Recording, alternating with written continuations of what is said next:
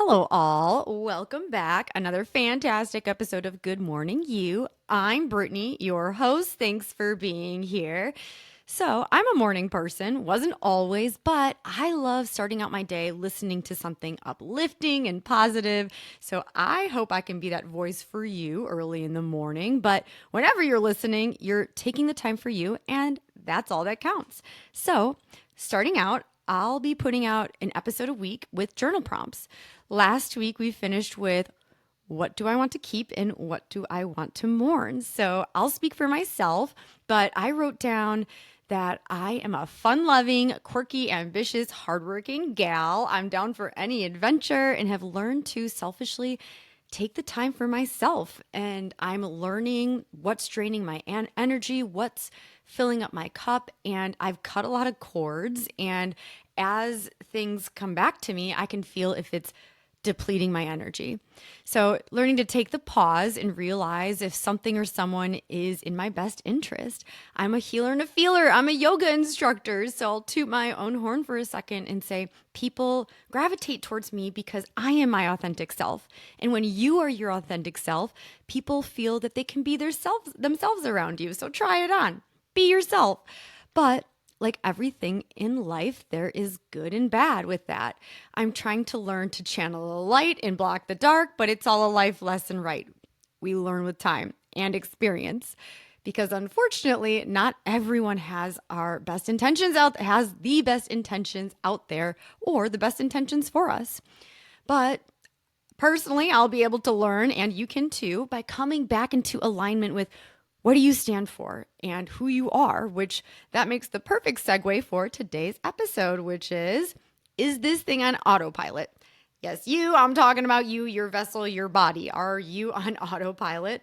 What I mean by that is we use our subconscious brain 95% of the time.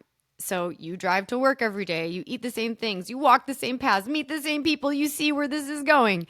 When you reminisce the sameness of your reality every day, you're going to get the same results. You don't have to think about anything. You don't have to think about breathing. Your body naturally does that for you. But when we stop living, when we stop breathing, we stop living. So in yoga, we use a word called pranayama, which means giving life force energy behind your breath. Make it mindful. You're thinking about your breath coming in through your nose, filling up your lungs with oxygen and bringing life force into your body. Then you send that out into the world. How beautiful is that? When we are consciously paying attention to our breath, we become aware of our bodies and our minds and our thoughts.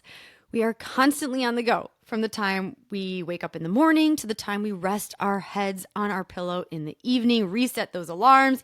It's like clockwork. We are programmed a certain way, like machines. So that's how we unfortunately treat our bodies, but we are not machines. We need rest, water, food, so many things that help us thrive naturally in a day. When we neglect our own essential needs, we get sick. So then you really have to listen to your body and give it what it needs. Nurture yourself. Same goes for your thoughts. In the older version of me, I was guilty of putting off my feelings, letting them compound until it was something much greater and it felt like it was metaphorically exploding out in front of me. Don't do that. I do not recommend. I have learned this pattern and changed it moving forward. Yay for me. Okay, it's a work in progress, but this week, I want us to focus on what are my conscious and subconscious thoughts and behaviors, habits, and are these things still in alignment with who I am and what I want?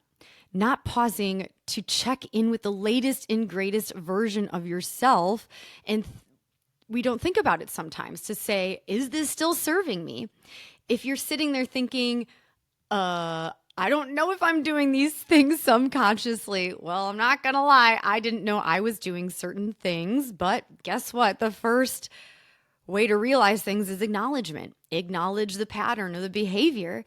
But the best way to get in touch with you is connecting with your highest self, the best version of you. It exists out in the quantum field. You can do anything you set your mind to.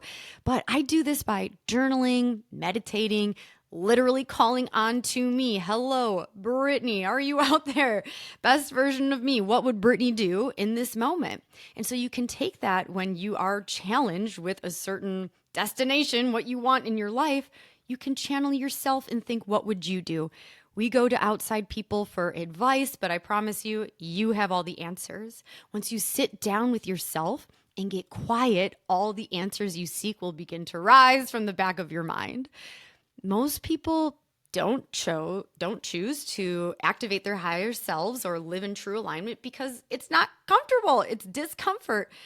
And we are addicted to certain behaviors and emotions. Our mind craves familiarity. So if you get out of your comfort zone of your thoughts, you may even think, oh my gosh, what is happening? This doesn't feel right. I'm just going to go back in comfort and into the known. But when we do that, we're going to step back into all our same patterns and behaviors, leading into the same results. But doing this, leading your life as your highest self, it's going to be uncomfortable, wildly uncomfortable, because it's not you, it's the unknown. Because when you choose your highest self every day, you're choosing courage over fear, discomfort over comfort, action over hesitation, growth over complacency. This has more of a long-term commitment, so I want you to commit to it every day. I mean, it sounds really scary if you think about it in the long run. It's little behaviors every day. When you do that, you keep choosing yourself, and the end goal is phenomenal. You choose you.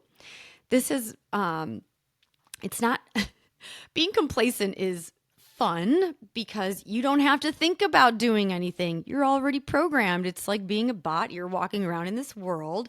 But what would happen if you started reprogramming some old habits? The perfect example of this is procrastination.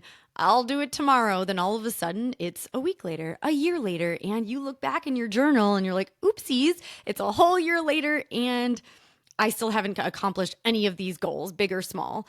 But when you decide to consciously start saying, okay, I'm going to start tomorrow, and you do, then you learn to hold yourself accountable and you learn to trust yourself. And you go, ooh, I told myself I was going to meet up with this person. I told myself I was going to make myself a meal. And then you actually do it. Subconsciously, you're holding yourself accountable. You know you can do anything. And along the way, there's going to be adversity because that's what the universe does. When you choose a different path, it's going to keep testing you. But the metaphorical ship of your life, you learn to adjust your sails. So we're not going to sink. Don't worry. We always swim. That's what we do. We just learn to adjust. The trick is just not, easier said than done, right? But the trick is not letting the high tides disrupt your progress, knowing you're on the right path. Because, like I said, the universe will keep testing you. She doesn't give up. So who is your highest self? She is you. Your highest self is when you're most aligned, and you can feel it in your life when you're in alignment. Your soul is really guiding you from above. The purest version of you without your ego, without the things that have happened to you, without any attachments. You are your own spirit guide. When you are not in alignment, you may feel like you are off the metaphorical tracks in life, but it takes time to realize you aren't in alignment. Sometimes it's a week later, a year later, and then you backtrack and go, whoa, this is where I started to kind of get off the path. And that's fine. Start steering her back in. That's what we do. Just awareness itself that you're not in alignment, that's enough. And then you can start steering the right way. So I know that this is episode 2, but one of my goals for the podcast is to make this more of a community where we can connect with one another, lean on one another, and make friends, really. I love making new connections all the time. That's just me. I just posted about the second episode and would love to hear from you. If you're comfortable sharing, share with me your favorite car that you've ever driven or one that you'd love to drive. One that personally I'd love to drive is Mario Kart when they're on the Rainbow Road. That looks fun. But my favorite car was a black Beetle. To get to Texas, the universe listened again. I needed a new vehicle, and there she was. I named her Black Betty. She was a turbo stick shift, a badass. May she RIP, but she served her purpose. She helped me get to Texas, and It was a lesson. I look back on her and we have great memories. But vehicles also represent different eras in our life. That car came to me for a purpose, on a purpose, served its purpose, and now I'm looking forward to something else. Maybe an SUV. I'm about 4'11". I drive in Texas. It's scary out there. I want to be higher lifted up on the roads. So bringing it back in. Okay. Journal prompts for this week once again. What are my conscious and subconscious thoughts and habits? And are these still in alignment with who I am and what I want? These journal prompts are for you, but if you want to share in the comments, share with me. Happy to listen, happy to share my experience. But with that, you're doing amazing. I hope you have a fantastic day. And the next time that you feel like your metaphorical vehicle is on autopilot, I want you to pause, breathe, and either redirect or keep going. I'm proud of you and all the things that you're going to do. I'll see you next week.